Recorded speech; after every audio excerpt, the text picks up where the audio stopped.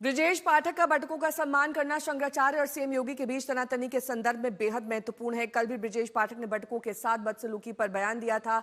इससे पहले दूसरे डिप्टी सीएम केशव प्रसाद मौर्य भी बयान दे चुके हैं। तो क्या सत्ताधारी बीजेपी के मुख्यमंत्री और डिप्टी सीएम ही आमने सामने आ गए?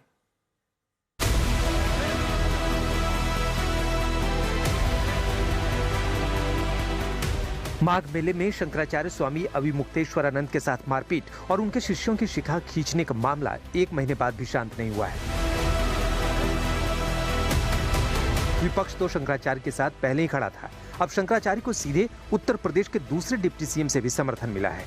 ब्रजेश पाठक को सबसे ज्यादा आपत्ति इस बात से है कि शंकराचार्य के शिष्यों को चोटी खींचकर घसीटकर पीटा गया। वो दोषियों पर कार्रवाई की बात कर रहे हैं, लेकिन ये कार्रवाई कौन करेगा ये नहीं बता रहे। माघ मेले के दौरान जो बटुकों की चोटी को खींचा गया है उसको कोई भी सही नहीं ठहरा सकता। इसी संबंध में एक प्रश्न के जवाब में हमने कहा था, और ये चोटी खींचना, शिखा खींचना ये पाप नहीं महापाप है, और जो भी दोषी उसको कड़ी सजा मिले। डिप्टी सीएम ब्रजेश पाठक का ये बयान सिर्फ शंकराचार्य को समर्थन नहीं है, बल्कि सीधे सीधे अपने मुख्यमंत्री की मुखालफत है। उनका ये बयान बता रहा है कि उत्तर प्रदेश के मुख्यमंत्री और दोनों डिप्टी सीएम एक पेज पर नहीं है, और कम से कम शंकराचार्य के मुद्दे पर तो बिल्कुल नहीं। क्योंकि ब्रजेश पाठक से काफी पहले दूसरे डिप्टी सीएम केशव प्रसाद मौर्य भी शंकराचार्य के साथ हुई इस मारपीट के खिलाफ बयान दे चुके हैं। ब्रजेश पाठक का ये बयान ऐसे समय में आया है जब 5 दिन पहले ही विधानसभा के अंदर योगी आदित्यनाथ ने इस पूरे विवाद में शंकराचार्य को कटघरे में खड़ा किया था। अब ब्रजेश पाठक के बयान पर स्वामी अविमुक्तेश्वरानंद की भी प्रतिक्रिया सामने आई है। उन्होंने साफ तौर पर इसे सनातन से जोड़ा है।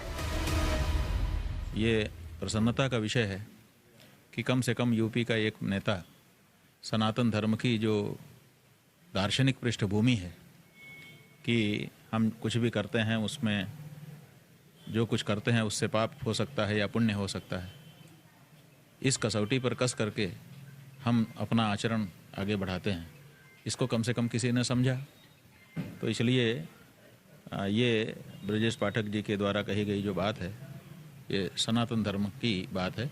हर व्यक्ति शंकराचार्य नहीं लिख सकता। हर व्यक्ति हर पीठ के आचार्य के रूप में जाकर के जहां तहां वातावरण खराब नहीं कर सकता। उन मर्यादाओं का पालन सबको करना होगा। और अगर वो शंकराचार्य थे तो क्यों आप लोगों ने लाठीचार्ज किया था वाराणसी में? क्यों एफआईआर लॉन्च किया था? आप नैतिकता की बात करते हैं। योगी का तर्क है कि अगर शंकराचार्य को उस दिन पालकी के साथ स्नान के लिए जाने दिया जाता तो वहाँ भगदड़ हो सकती थी, लेकिन फिलहाल तो ब्रजेश पाठक के शंकराचार्य के समर्थन में उतरने से यूपी में नया विवाद खड़ा होता दिख रहा है। जाहिर है समाजवादी पार्टी को राजनीति का मौका मिला है और बीजेपी के पास अब कहने को कुछ बचा नहीं है।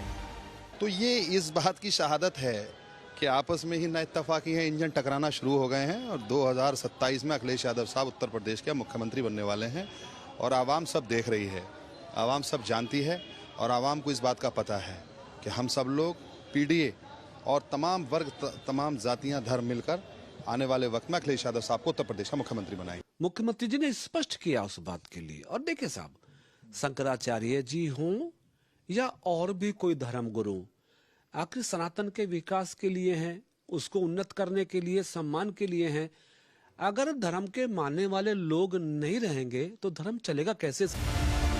कुल मिलाकर बीजेपी की स्थिति इस मामले में थोड़ी गड़बड़ दिखती है, क्योंकि मामला सीधे शंकराचार्य के अपमान से जुड़ा है। भले ही बीजेपी ये कहे कि स्वामी अविमुक्तेश्वरानंद शंकराचार्य नहीं है, लेकिन यहाँ सवाल उनके शंकराचार्य होने का नहीं, बल्कि एक संत के साथ मारपीट और उनके शिष्यों की चोटी खींचने का है। लखनऊ से समर्थ श्रीवास्तव के साथ आज तक ब्यूरो।